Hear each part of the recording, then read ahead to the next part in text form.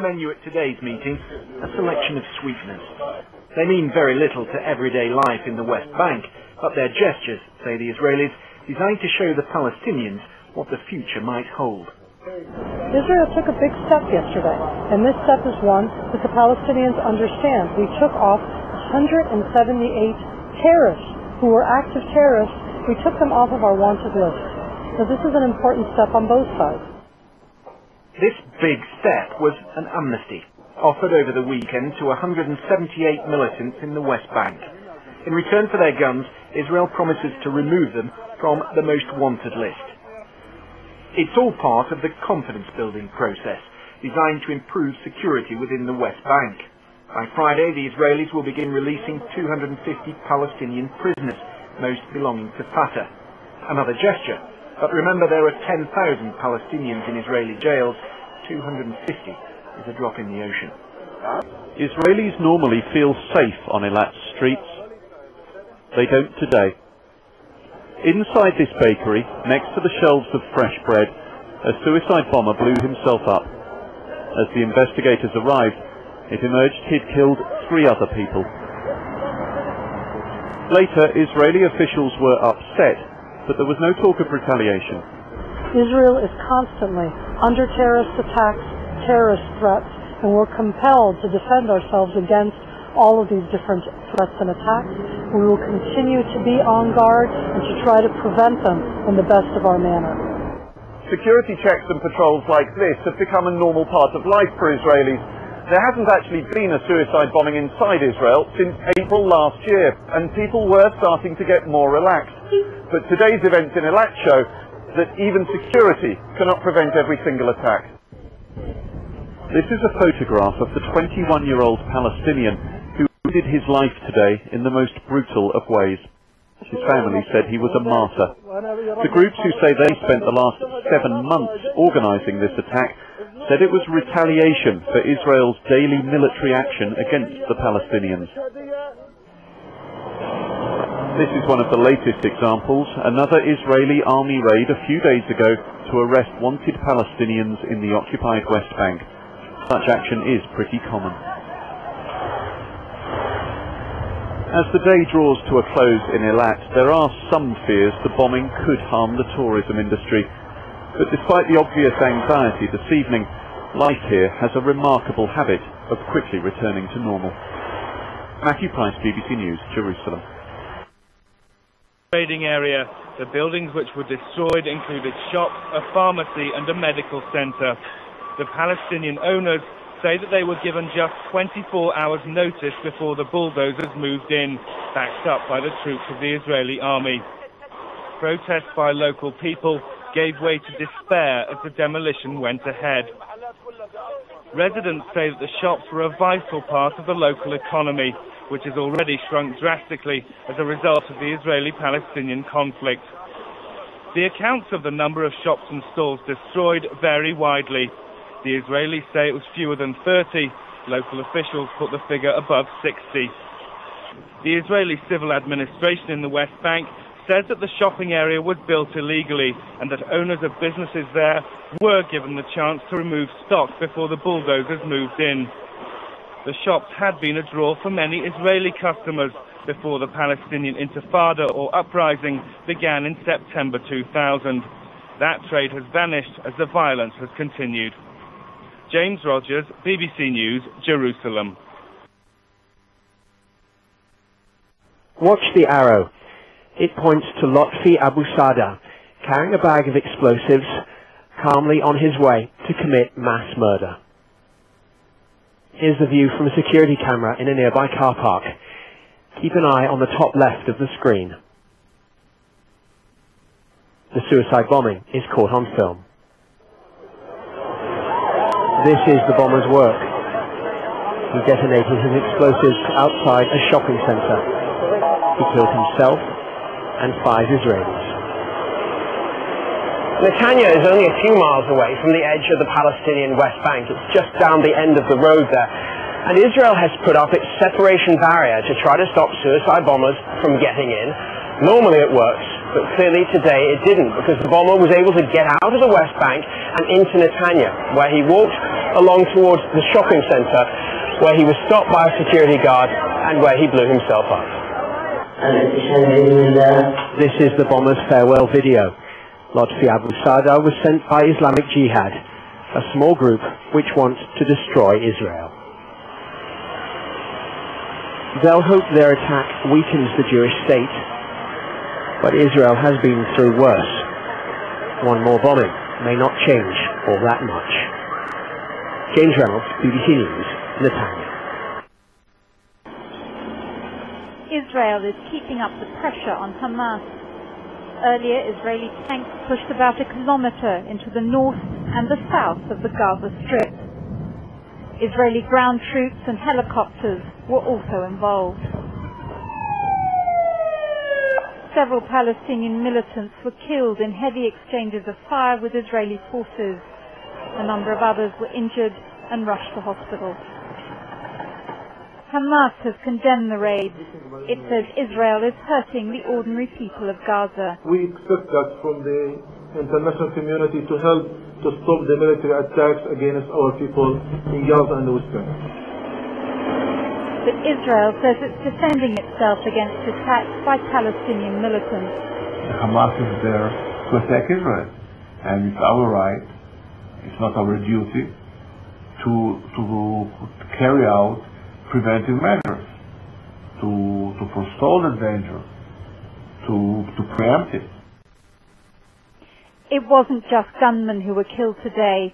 Palestinian doctors said 3 members of one family, including a 9-year-old boy, were killed when a tank shell hit their house. People in Gaza fear there's more violence to come. Bethany Bell, BBC News, Jerusalem. So in consultation with our partners in the Quartet, the European Union, Russia, and the United Nations, the United States is taking a series of steps to strengthen the forces of moderation and peace among the Palestinian people. Well, that is certainly a sobering piece of video, and there seem to be an awful lot of contradictions in the message that's coming out. I specifically chose these clips from one news source to illustrate here, as I've compressed this. It was over about a 3-year period into one segment, to show the contradictions, and even in some cases the same people seeming to talk out of both sides of their mouths. Marshall, do you want to comment on this?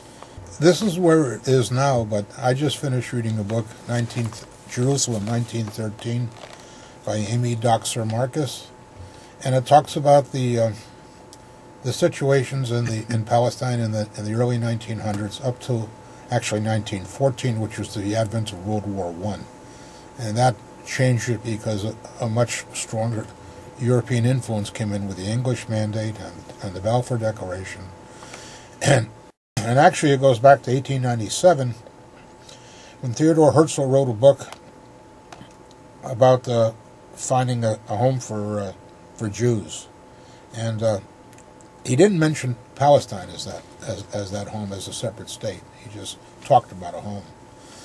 And after the Zionist convention, a couple of months later in Switzerland, where it was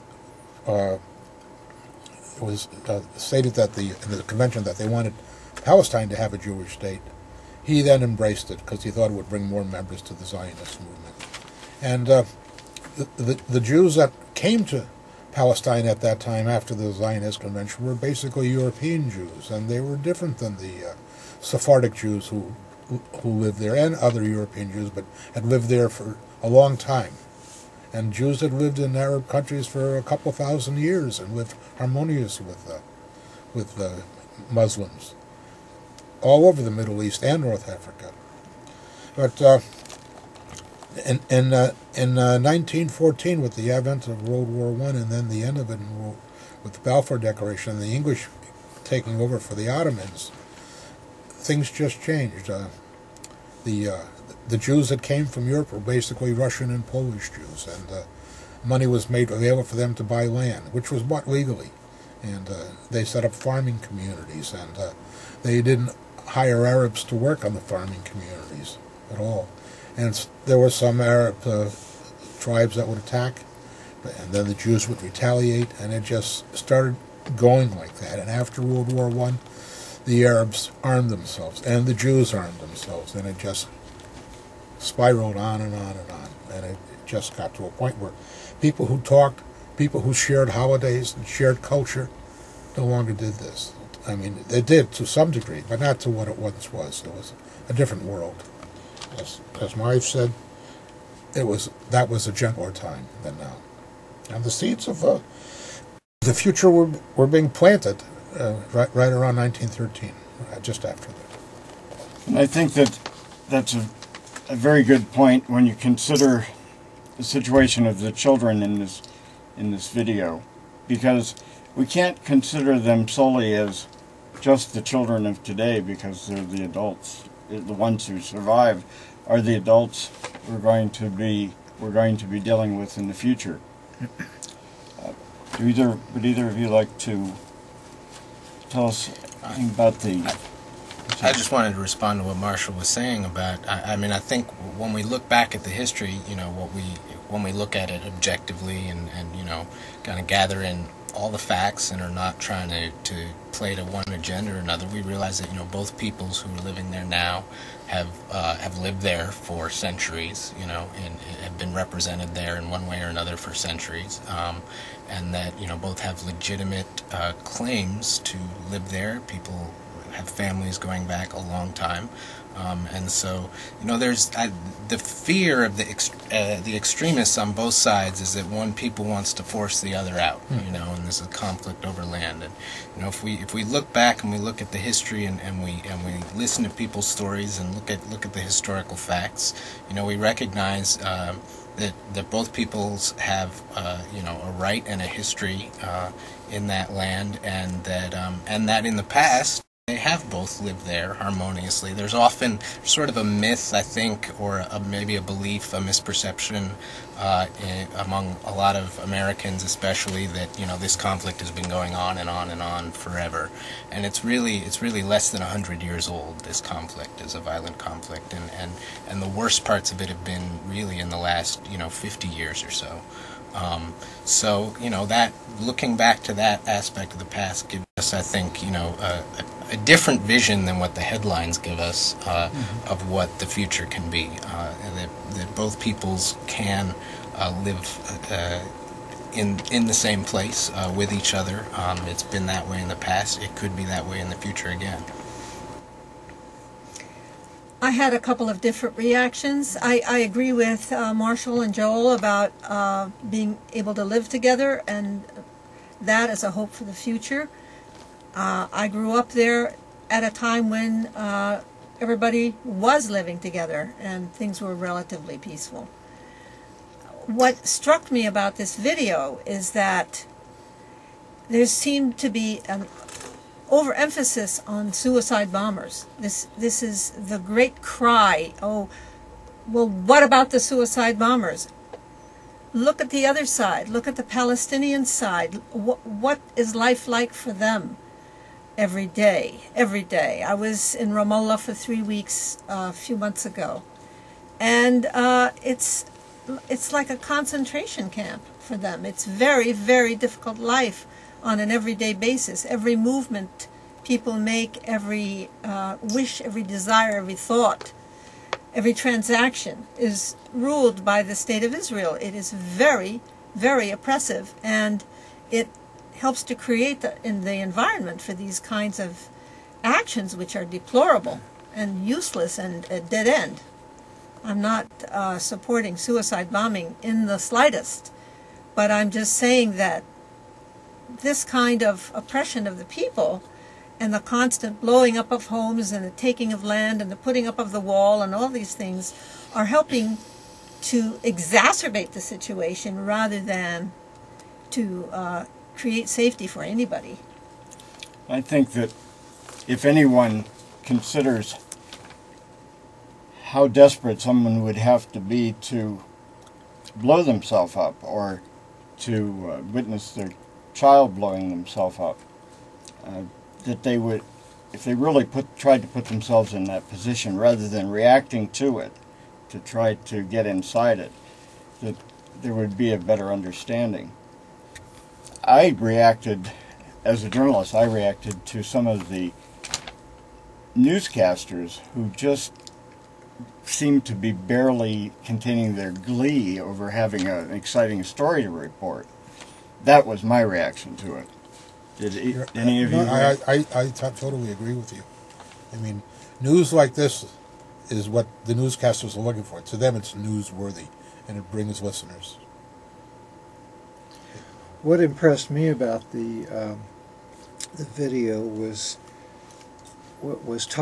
hearing the newscasters talk about.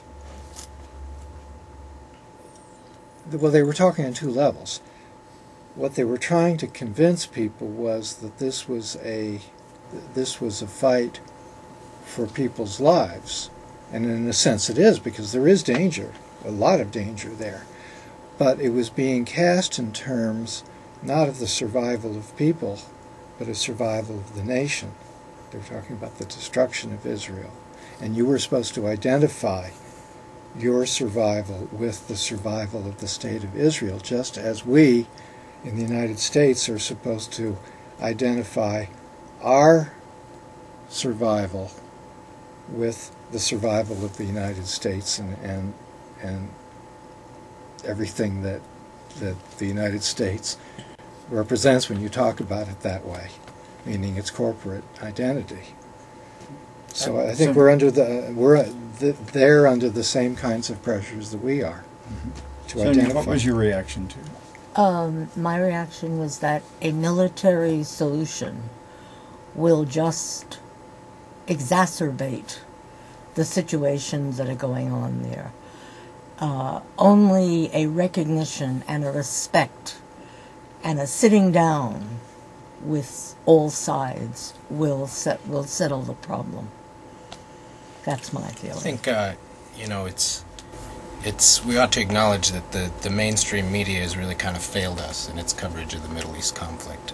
It's as you know, I think you were saying, that they cover dramatic stories which they interpret to be suicide bombings and Israeli military actions. Sometimes less so. They cover that Israeli military actions against the Palestinians. But this kind of grab for the ratings, and this was the BBC, which is not exactly for-profit media, but kind of has to compete with the for-profit media. Even the BBC, though, their approach it doesn't serve the interests of peace. It really doesn't serve the interests of the people of the region. And there are all kinds of things that they could cover that are happening sort of under the radar that aren't quite as dramatic, but which ought to be interesting enough to cover. Things that people on the ground are doing, people, Israelis and Palestinians, at those spots are doing to work for peace. There are nonviolent protests there that Israelis and Palestinians engage in, put on, sometimes together, often together. And I would just encourage people watching this show to seek out other sources of media on this. I mean, I was looking at YouTube earlier today. There are resources available to us, like the internet nowadays. You can go to YouTube or other video sites online and type in things like Palestinian and nonviolence, and you can get a whole bunch of clips of protests, nonviolent protests, sometimes protests that end up violent. I would say usually because of the actions of the Israeli military. But there are other sources of information out there for us, and when we consider really how the mainstream media, especially in this country, has just been sort of part of the engine that feeds the conflict and continues the conflict and feeds the fears on both sides, it's, one thing to do for peace is to just find a different way to get information about the conflict and educate yourself about the conflict. The more grassroots sources of information that have a different point of view. They're focused on, sort of more ordinary people, individuals, what people are doing that, may not grab the headlines, but is nonetheless interesting and sometimes just as dramatic as what the mainstream media chooses not to cover. Yes, I went on the internet and was able to find 2 Palestinian television stations who were streaming live, and several Israeli television stations were streaming live. Some of the questions that come to my mind that must cross the minds of the viewers are just, what is everyday life like there? And a daily television live broadcast reporter was driving around the streets of Tel Aviv, and it wasn't, it was more of a traffic report than it was anything. But nevertheless, it gave me more of a sense of what the city is like than what I could ever get from this kind of information. And of course, this is exactly what we're talking about in terms of the dialogue groups, is if I haven't been there personally and I can talk to you after you've just returned from Ramallah, the information I get I can trust versus what I'm seeing there in these media sources. I also, besides watching these live programs, I also looked at some of the clips that you were talking about on YouTube and Google Video and Yahoo. And I was startled to see Al Jazeera clips from Arab nations that were presenting material that was quite controversial. In fact, there was more risk-taking on Al Jazeera than I would have ever expected to see on ABC or Fox or CBS here. That's certainly a misconception I had about what Al Jazeera was about as a network, and of course that's fostered by the news reports that I've heard. Any of you like to jump in? Well, I was impressed by what you guys were talking about, the media fueling conflict, making conflict less likely, making conflict more likely, making resolution less likely. And I mean, one interpretation you could make of this is to say, well, it's corruption. It feeds the ratings, and it's not in their interest to have no war to cover. Right. So that would be one interpretation, but somehow it doesn't seem like an adequate kind of explanation of what's going on. I mean, to me, it seems more like the foreign policy of the United States is to want to have conflict and want to keep that going, want to keep conflict going. And we were just discussing this in the Mideast group this afternoon, because you can get so much caught up in the minutiae of all this that you kind of lose sight of the overall thing of all the oil that's in this region, and not just oil in terms of what the United States wants to use, but also oil that the competitors of the United States would like to use. And in a situation like that, of course you want to have everybody in the Middle East at each other's throats. Yes, sir. It's not in the interests of both the Israeli people, the Palestinian people, and the United States people to have this war continued. It drains from the standard of living in both countries, and all peoples pay for it, so that the governments that are not friends of the people they represent. So the war that's been going on, not just in Palestine, but throughout the Middle East, I don't even mean in America's involvement in Iraq, but in Lebanon and in Syria and in Iraq under Hussein, has driven people away out of those countries and come to live wherever they could go. They leave because it's so hard to live. I had 2 roommates from Lebanon over a different period of time, Arabs from Lebanon, but they were secular. They weren't involved in the religious nonsense that goes on between these people, which is where a lot of it comes from the religious right, on both sides. One's no different than the other. I think it's interesting, too, that the religious right, Christian religious right in this country put so much emphasis on supporting Israel, seeming to ignore the fact that this conflict is driving so many young people away from their religious roots. They're rejecting it as part of the problem because the religious leaders haven't made themselves part of the solution. You know, we've talked about the problems now a lot. So I think that I'd like to spend the rest of the time, if you will, let's look for some reasons for hope here. And I think you folks in the work you're doing represents that, so I'd like to hear a little more about that and tell the viewers how to get involved in these things. You're looking at me. Yes, I am.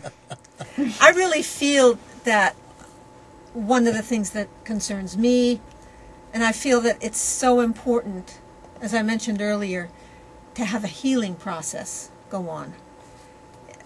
Some people say, oh, healing has to come later. First we have to have, you know, a peace and two countries or whatever is going to happen. I really feel that before people can listen to each other, before they can make peace, they have to just sit down and listen to each other. They have to be open to the other side. They have to have some kind of feeling of compassion. And that's what we're doing in the dialogue group. Really, we're learning from each other. That's what we're doing. And I think learning is the number one thing. People should travel to the Middle East and see what life is like for ordinary people there. People should read, and like Joel was suggesting, they should find different media sources to learn from. There's a lot of material available, and we learn from each other. I think dialogue is a wonderful thing. It's not like discussion, it's not like debate. It's a matter of give and take, of really being willing to put yourself in the other person's shoes. And it's a very difficult thing to do, but it's very fruitful if you're patient and if you're willing to stay with the process. Anyone can have a dialogue group. They can form a group of their own on any subject and find people who have different points of view to come together and listen. Joel, you have an event, your organization has an event tomorrow. Tomorrow so why night, don't you tell actually. us about that? It's in Berkeley. We're calling it Under the Radar, Israelis and Palestinians working together against occupation and for human rights. We have two Jewish American women who have been living in Israel and working with the peace movement, both Israelis and Palestinians there. Their names are Rebecca Velkomerson and Emily Schaefer, and they're visiting us, and they're gonna talk about their experiences and working with the different groups that they've been working with over there. It's at the Berkeley Unitarian Fellowship Hall tomorrow night, August 15th, 7:30. The address is 1924 Cedar Street at Bonita in Berkeley. And if you go to our website, which is jewishvoiceforpeace.org, and click on chapters in the San Francisco Bay Area chapter, the information is there. So it should be a really great event. What time is that event? That's at 7:30 p.m. tomorrow. We're also going to have a portion of the event dedicated to talking about getting involved and what people can do. We're a large enough organization now that we have a lot of different activities going on, and I think part of what we've developed as a strength is that as an individual you can come in and get involved in any of quite a number of different activities. There's public education, reaching out and educating your fellow Americans about the conflict. There's communicating with the powers that be, the government, pressuring our congresspeople and our administration, however useless that might seem at sometimes, it does make a difference. And just to give one other example, one of our committees in our local chapter, the Jewish Palestinian Solidarity Committee, has been bringing over olive oil, importing olive oil from the West Bank, and we bottle it, we sell it, the proceeds go back to the village it came from to fund things like a playground for children. So that's, it's a small sort of drop in the bucket of commerce, between Israel and Palestine and the United States, but it's something, and it's as a small group of people, we're making that bit of difference that we can by doing something like that. And, I think, as we've been talking about, governments and the media, sort of the powers that be, have really failed to produce any positive progress in this issue for quite a while, and we should get out of the mindset of that we have to change their behavior all at once and do what we can as individuals. Just the little things we can do. If enough of us do it, that'll make a big difference. I'd like to add that the getting on the Jewish Voice for Peace email lists will get you material that is just incredible as far as informing you about what's going on there. I'm very impressed by it. Thanks. You might want to mention the Grey Panthers website at this point, too. Well, I don't think the Grey Panthers website is too helpful on this issue. We haven't published too much because it's an exploratory kind of endeavor we're doing. Well, when is the next meeting? But we are having a meeting on Monday, September 17th. That's going to be about the Mideast. This program is actually going to be aired during it, and we're also going to have a talk about some research that Sonia has been doing on how the occupation and the expenses involved in the occupation are hurting Israeli workers and Israeli citizens. A lot of what's going on to us in this country is happening to workers over there. And another person is going to be giving a report on what's happening in Gaza. So, although we are at a very exploratory stage now, I think we're making some progress. And I would invite anybody to come to this meeting. It's 1 o'clock on Monday, September 17th, and the location is the Unitarian Universalist Center, 1187 Franklin Street in San Francisco, and it's between O'Farrell and Gary.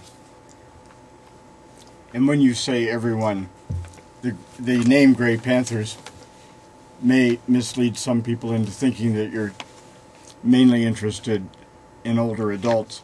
However, your slogan is Youth and Age in Action, and someday we'll get there. I think we should take a moment to address younger people who may be watching. What would, if there are high school or college age students out there who want to start a dialogue group, aside from assembling their friends, do you have resources for them? There are lots of resources. They can go on the net and just Google in Jewish Palestinian dialogue, and they'll get information about. The Traubens have a website, and there are other dialogue groups all over the country that are operating. So they can certainly get resources there. They're welcome to contact us in the East Bay. You could call me at 510-526-2266, and I could put you in touch with somebody. Yes, all of these contact numbers and phone numbers and websites will be listed on my website at www.baymedialab.org. The address will be appearing on the screen at the end of the program. Sonia? In terms of actions that are happening, there's August 24th and 25th is a conference taking place in Berkeley. You mentioned Seigel, which is many Christian organizations, along with the Barbara Lubin's Middle East Children's Alliance. Lots of workshops, and I mention this because it's in line with the dialogue that is is opening up. Yeah, I'd just like to put in a plug here. Most people who talk about the Middle East or Arab countries think of Islam as being the predominant religion, which of course it is. However, there are many Christians who are being displaced and oppressed by the conflict also. And so Seigel is an organization that addresses the issues of Christianity in the Middle East, which is decreasing rapidly. And a lot of its members and supporters are what you might call mainline, Protestant denomination, Presbyterians, Methodists, and Catholic. so on. I mean, we talked a little bit earlier about Christian Zionism, but the Protestant denominations in this country, Methodists, Presbyterians, are very much not in the Christian Zionist camp as much as we might be led to believe. Jewish Voice for Peace is actually looking to work with both the Presbyterians and the Methodists on selective divestment of their own financial portfolios from businesses, corporations that aid the Israeli occupation of Palestine. So that is something where we're building bridges, and Christian activism in this conflict is actually really important. So this would sort of mirror the fight against apartheid that took place. Yes, in a lot of ways. We've had a lot of conversations within Jewish Voice for Peace about the comparison between the Israeli conflict and apartheid, and how it's appropriate in some ways and not appropriate in other ways. But that's one appropriate way, I think. Yeah. You also have a date for your monthly meeting on it, for your committee. Is that, you said, the second? I'm going to put you on the spot. The Mideast Committee, our Mideast discussion group in the Great Panthers, meets on the second Tuesday of the month at 11 o'clock at our office. And the address of our office is 1182. 82, thank you, Market Street. That's where Hyde, Grove, and 8th Street meet Market Street. We're one door down from the Orpheum Theater, one door downtown, and it's room 203. And once again, we welcome everybody who would... September 11th. September 11th. Thank you, that's right. September 11th. The next So we invite anybody who would be interested in doing this. Mm-hmm. That's an interesting date. Yes, isn't it? No comment. Don't get us started.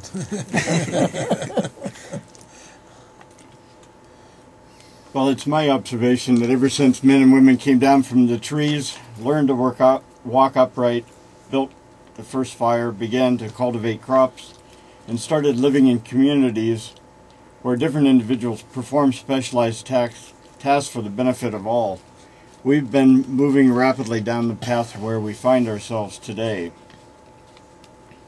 There have been sidesteps and backsteps to overcome, but the most damaging misstep of all, human experience, has clearly been the result of populations who allowed themselves to slip into despotism and despair. I think such a time has come in the Middle East, with a level of fanaticism that is shaking civilization around the world. Some argue that the solution is to build walls and strike elsewhere before the trouble comes to our shores again. But even they admit that the walls will not keep trouble at bay for long. So the question I ask over and over, why are we investing so much of our resources pursuing this course? The only answer I can come up with, even though it's almost unthinkable when you measure the human cost, the wars we're waging are not designed to solve problems, they are designed to prolong them and mask the real nature of the mission, the largest transfer of public wealth to private hands in the history of our nation. And as I say this, I know some of you are thinking, here we go again with another flaming liberal bashing the president in America. Somebody's got to do it. But I hope that if you've been here for the entire program that you know by now that you're wrong. In my view, Democrats are equally complicit in our current problems. You don't have to look any further than our own Senator Feinstein, who resigned from the Military Construction Appropriations Subcommittee, known as MILCON, after overseeing the letting of no-bid contracts worth billions of our tax dollars to companies that included several headed by her wealthy husband, Richard Blum. Milk on. And when the press started paying attention to the conflict of interest, she simply walked away unscathed. It is time to define the problems we face, not in terms of red or blue, because that is just a distraction. We need to define them as human problems and find human solutions together. Government and corporations will work to defeat us on this, but collectively we can defeat them. The folks who have been here with me tonight are fine examples of people who are reaching out to other people. They're reaching out to you. And I want to go just one more time around and give this information one more time about how people can, or when the next meeting that you'll be having, so that they can join you. The East Bay Jewish Palestinian Dialogue Group meets on the second Sunday of the month. At the present time, we're meeting in the Fellowship Hall, Unitarian Fellowship, on the corner of Cedar and Bonita Streets in Berkeley. I said once a month, right? Yes. And for more information, you could call me at 510-526-2266. The Bay Area chapter of Jewish Voice for Peace, also unfortunately meets the second Sunday of every month.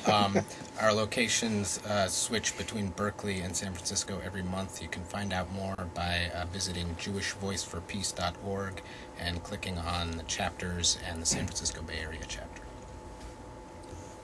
And the next meeting of the Great Panther Middle East Study Group is Tuesday, September 11th, 11 a.m., 1182 Market Street, room 203. Okay, we've got about 2 minutes left. Does anybody have any final thoughts?